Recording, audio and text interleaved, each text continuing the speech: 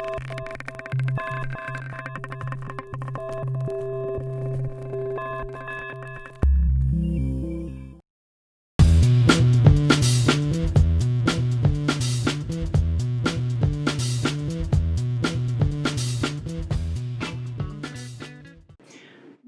is an exciting new project that just launched on Kickstarter that is promising to be the most exciting thing in online TTRPGs. We're talking now with the co-founder of the project. His name is Logan Dwight. Logan, first things first, tell us what Roll is and about the project. Roll is a next generation platform for the role-playing game community. That includes players, but it also includes independent role-playing creators, small publishers, indie developers, things like that. It really started as our vision for the types of tools that we wanted to see for the types of role-playing gaming that we do, both online and in person. And we really felt like the tools that were available today didn't quite meet our needs.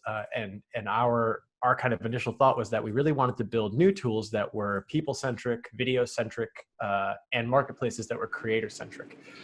So it sounds like, if I can use some word math here, D&D Beyond plus Roll20 and even a little bit of Tinder moving in as well as that. Is that an accurate assumption?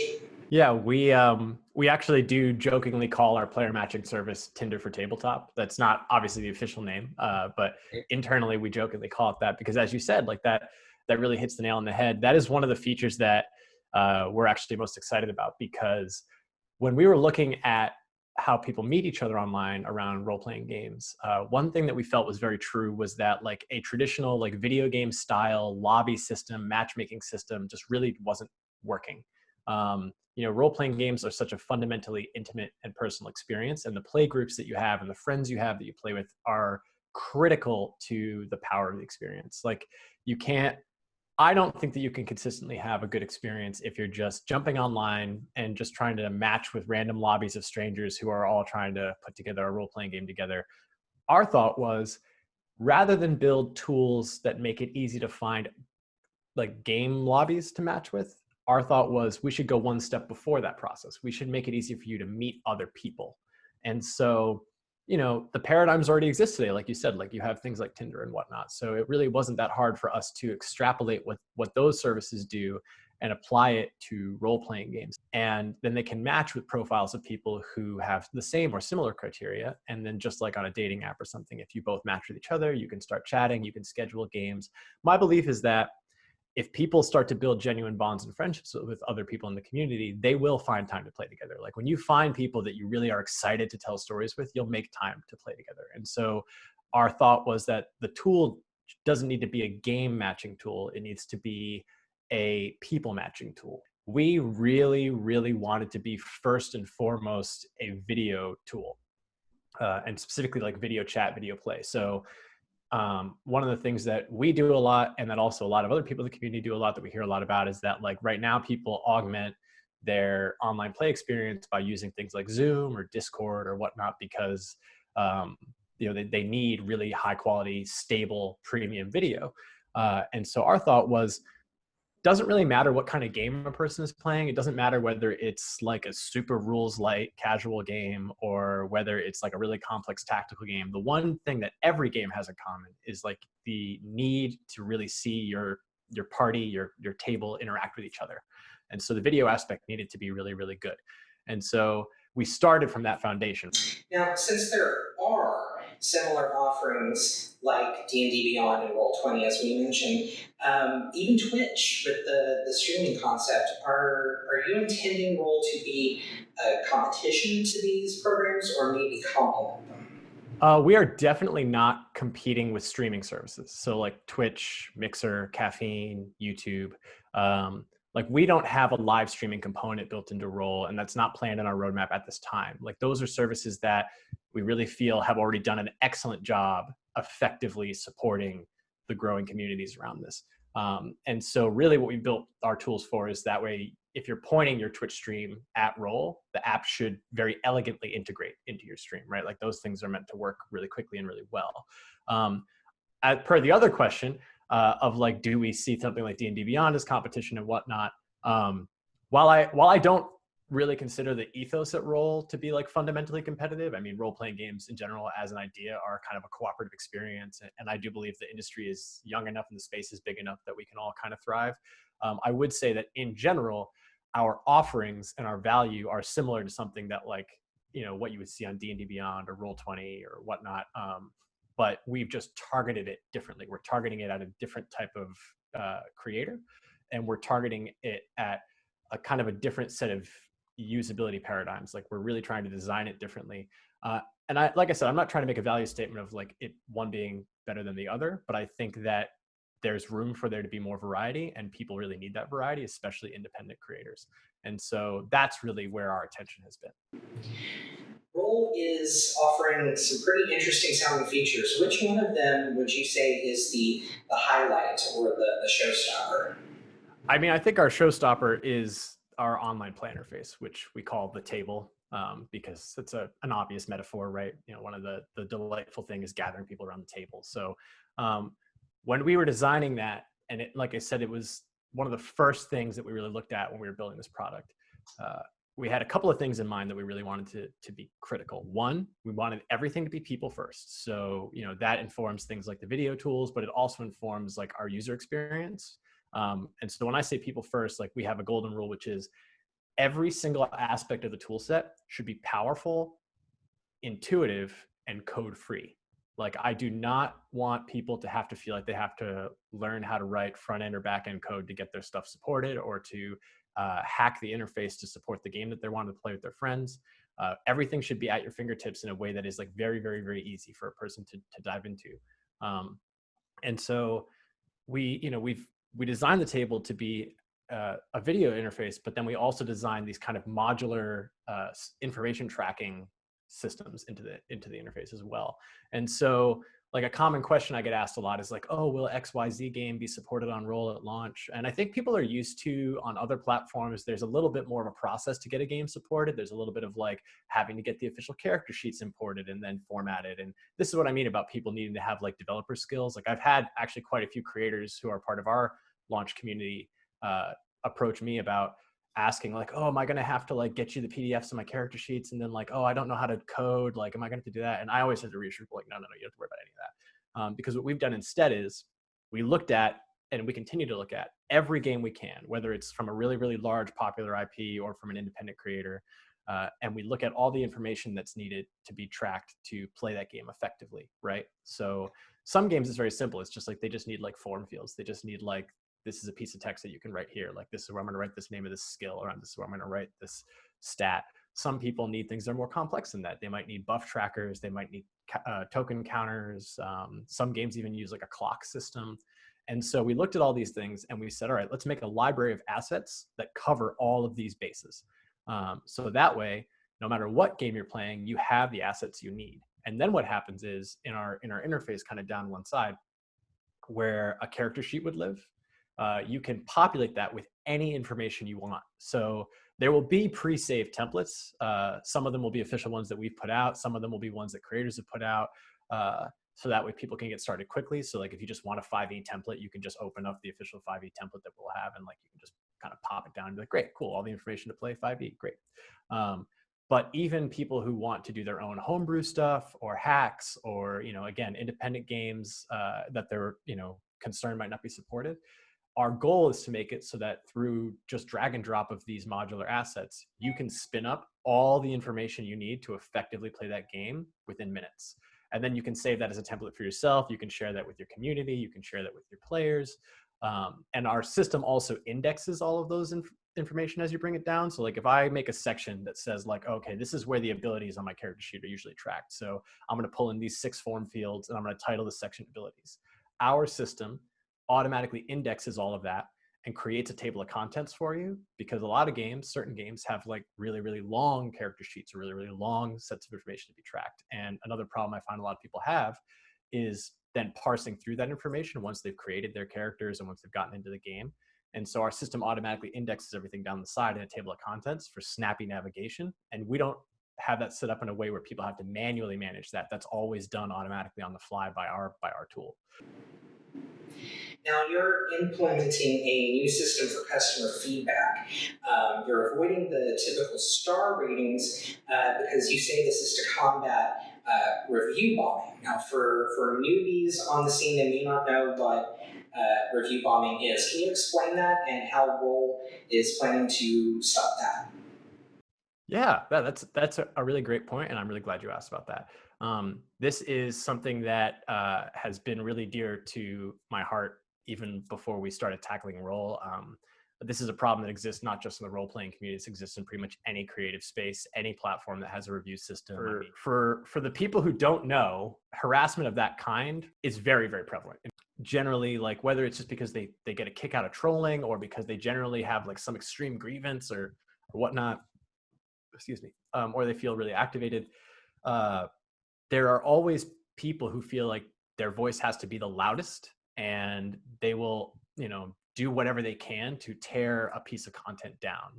I've had quite a few people who are in our community, creators and stuff, who are going to be launching on Roll, who have told me stories about how they've actually left other marketplaces because they would launch content, and even though they have like a pretty good following of players, there would be dedicated kind of harassment groups that would just find them and review bomb them into oblivion, to the point where the algorithm would like bury their game. They wouldn't show up on the front pages of the marketplace anymore. They wouldn't show up elsewhere.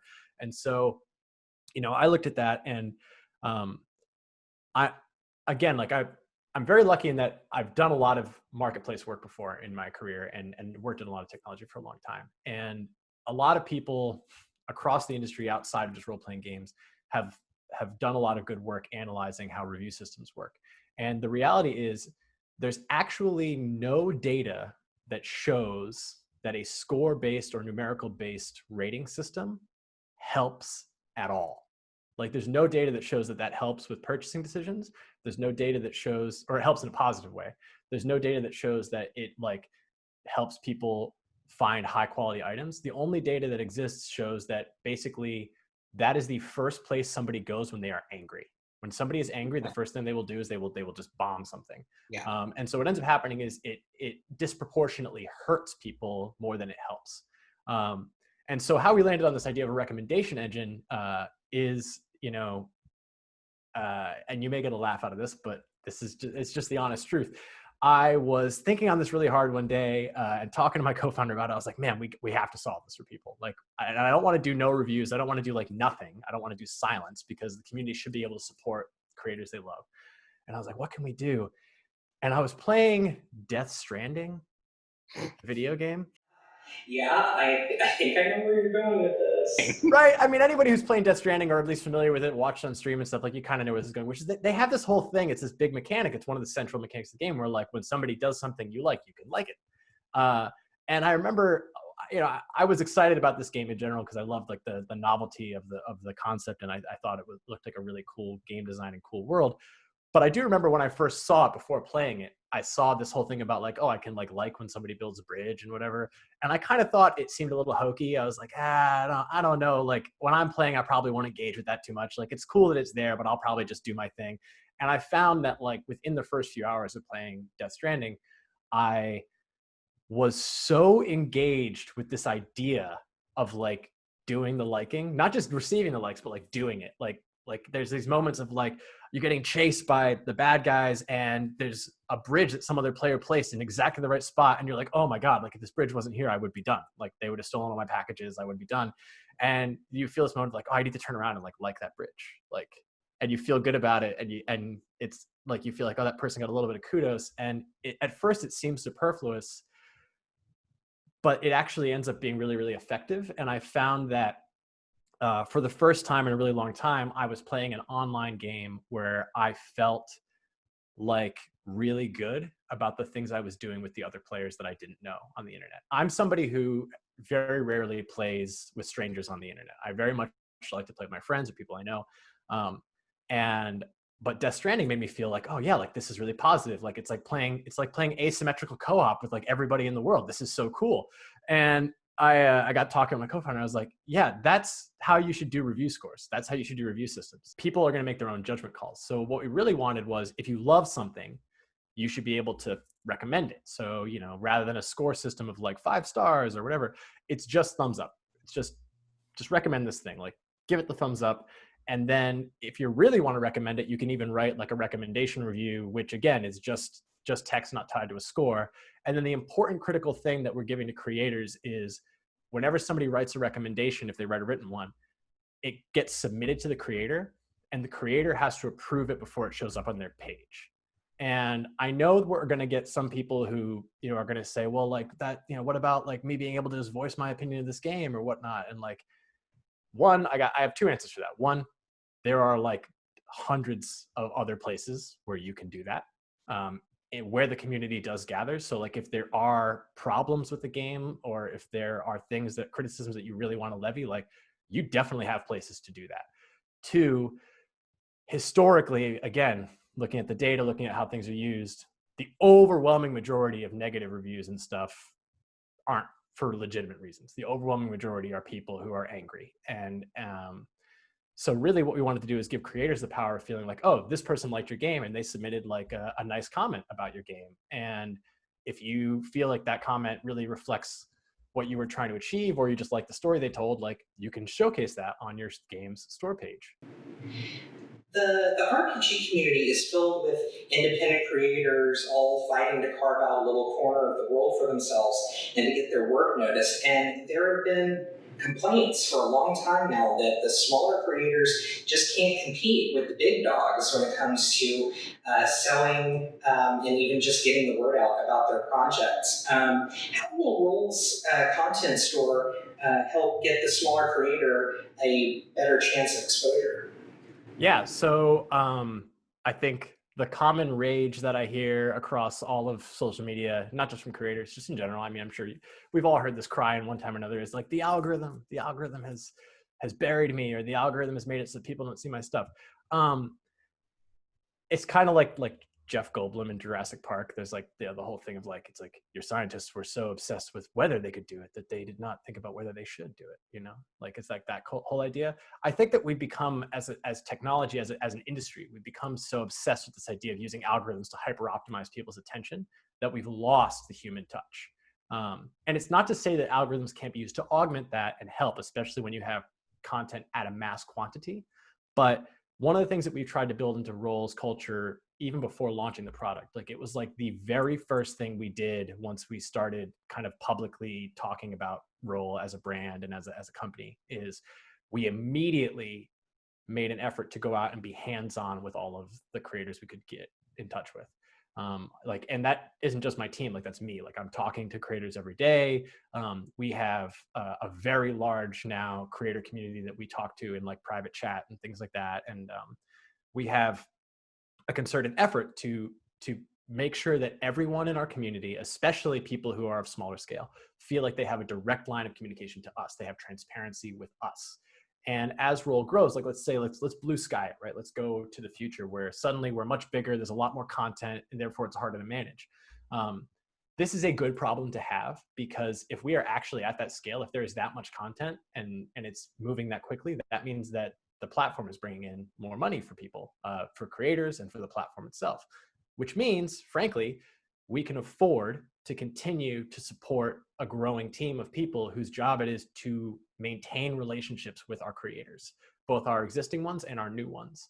And so when it comes to store surfacing, Roll is not going to ever be a store that is driven strictly by an algorithm. I do not believe in that. And I believe that pretty much like everyone's experience has shown that whenever a store does that, it's not good.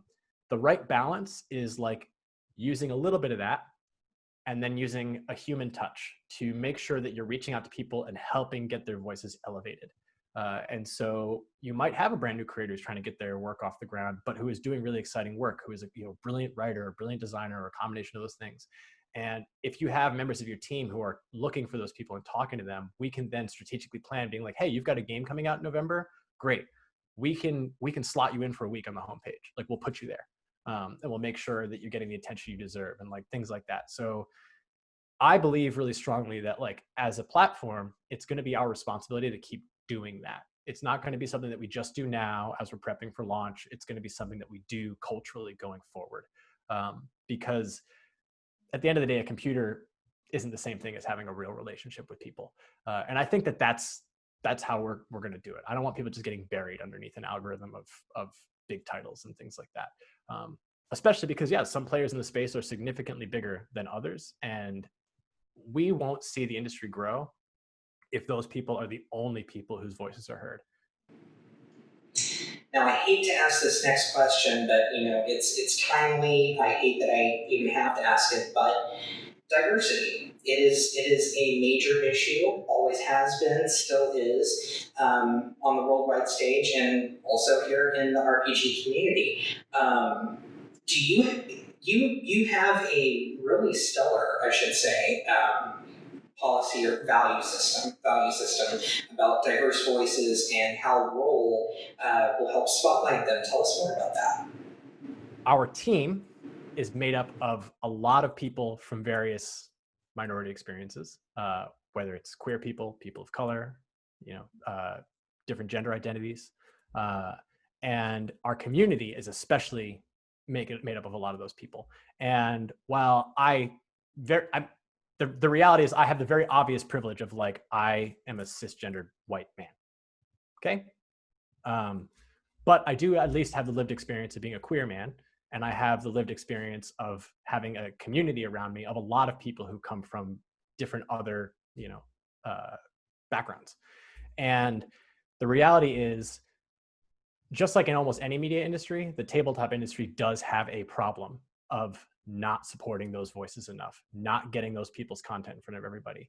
And I think, if somebody doesn't think that's important, they're not paying attention, in my opinion. Like the world desperately needs those voices more than ever. We have not done right by those people. We need to do right by those people. And so Roll's commitment very early on, as a brand, one of our slogans we use everywhere is like, anyone can play, everyone is welcome. And what I really mean by that when we say that is that like, everyone really means everyone. It means every walk of life, every background you have, every type of like story or experience that you bring to the table. Not only should you feel like, oh, it's safe for you to put your games here, it's safe for you to find players here, but you should feel like not only is it safe, but we are going to support you. We're going to elevate you. We have done our best to try to reflect that in the creators we're working with already. Our community of creators that we're working with outside of just our campaign is already also very large and filled with like amazing, wonderful, diverse voices. And these are voices that we will continue to elevate. The funds that are going into our Kickstarter are not the only time that we're going to be kind of co-funding creator content. And that co-funding initiative, that kind of work is especially focused around trying to help elevate diverse voices. And I think it's going to be better for everybody. Like it's not just for the ethical imperative, which is super important and should not be diminished, but it's also for, frankly, like the quality of content. Like if you do not make a point of identifying and elevating everyone's stories, you are causing the world to miss out on entire genres of ideas that they may not even know exist. And that, as a creative storytelling space, is tragic. So that's something that's really important to us. That is like part of the DNA of Roll. We really, really try to make that not lip service. Like that is who we are. And that's what we're going to try to stand for going forward for in perpetuity. Okay, I was going through the Kickstarter the other day to get notes for this interview, and it struck me as interesting. Your Kickstarter started on the 2nd, and it's only running for 16 days. Now, you're asking for $60,000, and in 16 days, that's going to be an uphill climb. At least it seems to me to be that way. Why did you choose 16 days? Without getting into like the metrics of it too heavily, especially in the tabletop space, is an interesting skew. So the reality is that we have our team. We have some people on our team who are very experienced Kickstarter campaign runners, and part of the data that we have collected from that is that actually. And you know what? This is a great tip for role-playing game people, creators, and things like that who are trying to run Kickstarters. Like, so just pro tip to everybody out there. Data shows that a 16-day Kickstarter for something that doesn't have like excessive physical good stretch goals and things like that. So like, for example, like we're not a miniatures Kickstarter. But for something that is essentially like a one-stop proposition, a 16-day Kickstarter is actually the optimal length. because if you go for 30 days, honestly, you have to find a way to keep people's attention for all 30 of those days. You have to have enough stuff to go out every single day. And you're frankly running the risk of like losing people's attention as the Kickstarter gets to the second like kind of half of that 30-day arc. That's why like things like miniatures Kickstarters do tend to be very effective, is that like they have enough content both in rewards they can hand out and also in like they can do an update every day where they highlight like a miniature they're doing or they highlight some concept art and things like that. You know, those can run for 30 days very well. But for something like this, as a software product, where we've kind of already pretty strongly ironed out what our roadmap is, or even not even just for software products, but for just other role-playing games, like people who are just publishing their own supplements, things like that. Generally speaking, like going into that campaign as a creator, you already have a pretty firm idea of what it is you are going to produce for people.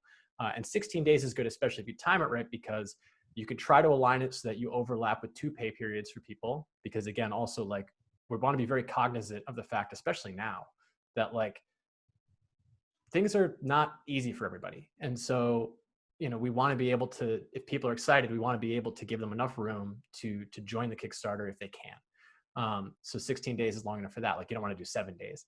But 30 days, you do start to run the risk of losing people's attention. And that's just truth. That's just the pragmatism of it. And I feel like this just felt like the right length to make sure that we're able to very effectively communicate what we're doing to people and effectively communicate the voices of the other creators that we have in our campaign. Because that's also a big part of it. It's not just our platform. We have these 6 other creators who are part of our campaign. And so we looked at like the optimal length to help tell that story, and we locked into that. Logan White, co-founder of the upcoming Roll app, the Kickstarter is live and runs through June 18th. Thank you so much for being with us. Now let's recap what we've talked about. Here comes the D20 Codex.